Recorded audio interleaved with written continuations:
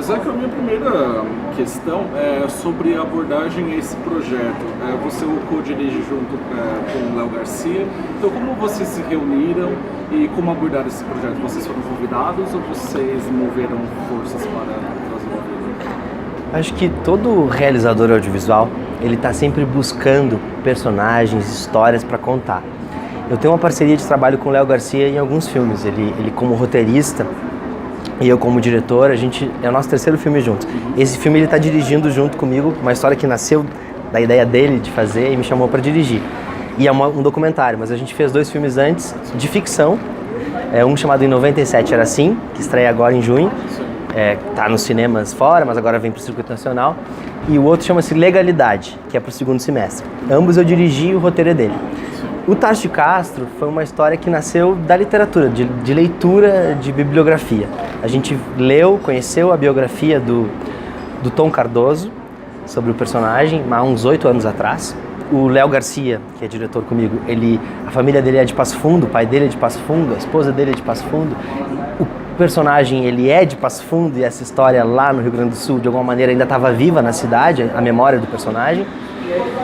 E quando a gente tomou conhecimento de tudo o que ele significou, tanto para a imprensa brasileira, como para o comportamento de uma época, um personagem que conviveu com os grandes expoentes da nossa cultura durante os anos 60 e 70, o que mais nos chamou a atenção é como que um personagem tão importante foi apagado da história nacional. Foi apagado da história do jornalismo brasileiro, né? E aí fomos atrás, tanto dos jornais em que ele trabalhou, por exemplo, como o Pasquim, para perceber como que foi que essa narrativa se construiu depois da morte dele. E nos deparamos com algumas injustiças históricas assim tremendas, né? E acho que um pouco da função do filme a lá Walter Benjamin, escovar a história a contrapelo. Tentar olhar para essa narrativa histórica a partir de uma outra visão. E é a visão parcial do Tarso de Castro que a gente assume. Qual é a visão que ele tinha sobre a sua obra, sobre o jornalismo que ele fazia e sobre o jornalismo brasileiro. Um cara profundamente apaixonado pela profissão que ele escolheu, mas com muitas questões para apresentar para essa engrenagem do sistema constituído, né? Um profundo provocador, assim, transformador da linguagem, da estrutura hierárquica. Um cara que foi muito importante, mas que justamente por ter sido tão importante e por ter sido tão paradigmático, por ter tentado transformar tanto, ele foi deixado de lado, porque conquistou muitos inimigos. Conquistou inimigos basicamente com toda a imprensa hegemônica brasileira. Os grandes jornais, as grandes famílias que detinham e que detêm até hoje os principais meios de comunicação, num determinado momento, viram o Tarso como uma figura perigosa, porque ele não tinha pudores em dar nome aos bois, em dizer fulano, beltrano, de estabelecer muitas vezes de narrar uma história que não era contada, por exemplo, as relações que as empresas de telecomunicação tinham com o poderio militar brasileiro durante os anos 60 e 70. Então ele foi um cara muito provocador da engrenagem social brasileira. Não só jornalística, mas social, política e social. Então era um personagem pronto. Então o Léo me chamou e disse, vamos pensar como que a gente faz um filme que seja digno da linguagem desse cara, né? E foi o que a gente tentou fazer. Tentar fazer algo que traga um pouco dessa informalidade, dessa urgência que tinha o Tarso, dessa urgência com o cotidiano, com a vida, com as paixões. O cara que tinha suas paixões e levava elas às últimas consequências. Amor todas as mulheres que pôde, que quis e que conseguiu, bebeu tudo que podia beber enquanto estava vivo para isso e entregue a profissão de uma maneira muito bonita, assim, apaixonado pela notícia, pela contradição, pela entrevista, pela troca e revolucionou mesmo, assim. Ele foi chamado para substituir o Stanislau Ponte Preta, que tinha um jornal chamado A Carapuça. E os donos do jornal chamaram ele, né? Ele estava se destacando na última hora. Samuel Weiner, que era um amigo dele, deu a oportunidade de ele crescer como jornalista naquele jornal. Ele saiu do Rio Grande do Sul, foi para o Rio de Janeiro, e lá no Rio ele é convidado para assumir a Carapuça. E ele diz assim, eu topo esse desafio, mas a gente tem que mudar de nome e eu quero propor algo diferente. E aí ele cria o Pasquim. Ele chama o Milor, o Ziraldo, o Jaguar, E aí ele cria um espaço onde era possível que o humor, que a charge, que o cartoon convivesse com as profundas reflexões intelectuais. Ele cria o espaço para a contracultura, vem aí a coluna underground do Luiz Carlos Maciel e uma série de renovações de comportamento, de postura cultural, de novidade musical que estava acontecendo no mundo, no Brasil mesmo. Ele abre a porta para os baianos entrarem em Rio São Paulo. Ele é o primeiro que diz: tem algo interessante aqui para se ouvir. Ele é o primeiro que percebe o Caetano com carinho e traz o Caetano para o debate, para a pauta do cotidiano brasileiro. Então ele foi um personagem assim fundamental para o que a gente é hoje e ao mesmo tempo tem essa novidade, porque ficou esquecido, ele ficou adormecido.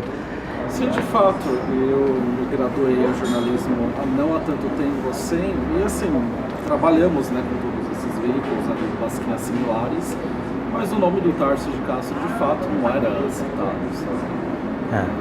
Era algo que descobrimos a partir das nossas pesquisas por conta, né, desses jornais. Mas, Zeca, uma coisa que eu acho muito boa no seu documentário é essa escolha de como você colhe os depoimentos. É como se fosse, de fato, essa, digamos, atmosfera, essa rotina de jornalistas, né? Muitos entrevistados são ali flagrados falando ao celular, ou numa mesa de bar, ou numa reunião de amigos. Como surgiu essa escolha? Uma vez que o documentário é essa coisa muito chapada no sentido de ser apenas um convidado de frente para a câmera e falando formalmente sobre o perfil que está sendo tratado. Né? Pois é, a gente quis trazer a ideia do diálogo. Porque o que acontece, por exemplo, nessa relação, eu e você aqui, uma relação de entrevistador e entrevistado, muitas vezes a câmera, como acontece agora, está em mim, você aí é um personagem oculto, e eu tô aqui com a minha cabeça ou com metade do meu corpo falando e passando uma mensagem. Isso acaba constituindo a linguagem tradicional, tanto do jornalismo como do documentário também. Se a gente for olhar, a maioria dos documentários são documentários de entrevistas. A gente queria fazer um documentário também de entrevista, mas que a ideia do diálogo se sobrepusesse, fosse mais forte. Então, primeiro, situações de encontro de pessoas são provocadas a falarem sobre determinados assuntos viventes que viveram, né, em conjunto com esse personagem. Acaba que é um filme também sobre esses entrevistados. Acho que o filme do Tarso de Castro é um filme sobre a geração do Tarso. Então a gente tentou criar situações onde eles pudessem, de maneira informal, resgatar anedotas, passagens hilárias ou contribuições jornalísticas desse personagem. E a outra maneira foi as conversas por telefone.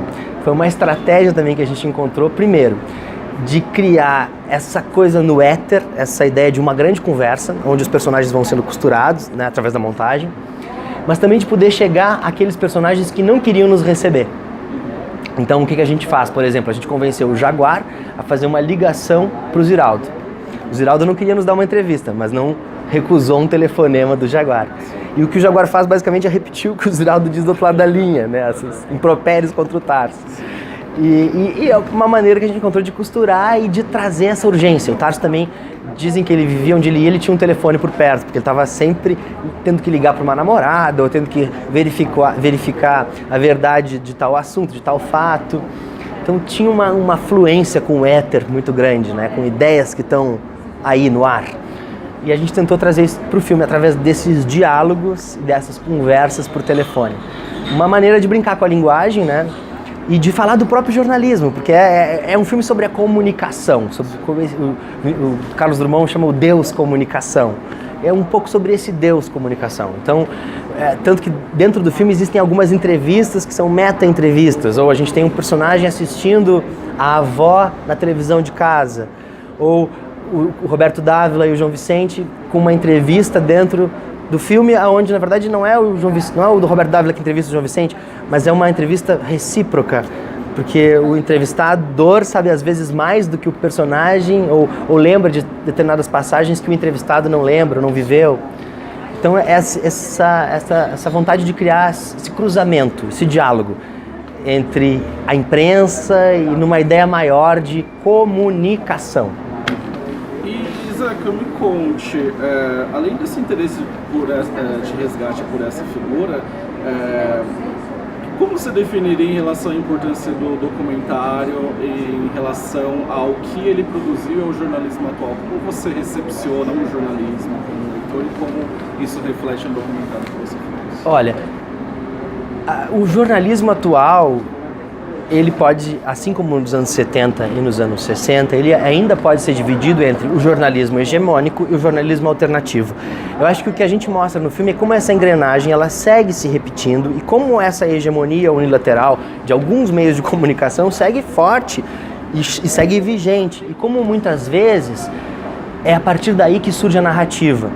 Então a história ela é contada por um grande meio de comunicação e quase que num movimento de Ctrl+C, Ctrl+V, a imprensa como um todo reverbera essa notícia. Muitas vezes sem contestar a verdade ou muitas vezes sem relativizar a visão política, né? Porque às vezes uma suposta imparcialidade esconde um discurso. E o que o Tarso fez e tentou revelar era muito isso. Então eu acho que o que tem de atual no filme é mostrar como o Brasil segue repetindo os seus erros, né? E como essa engrenagem ela é cíclica e como também é função do jovem jornalista entender que a essência ela não está num manual descritivo ou numa maneira de se fazer hoje jornalismo, que muitas vezes é refém de um release, que muitas vezes é refém de uma audiência de internet, de uma aprovação nas redes sociais.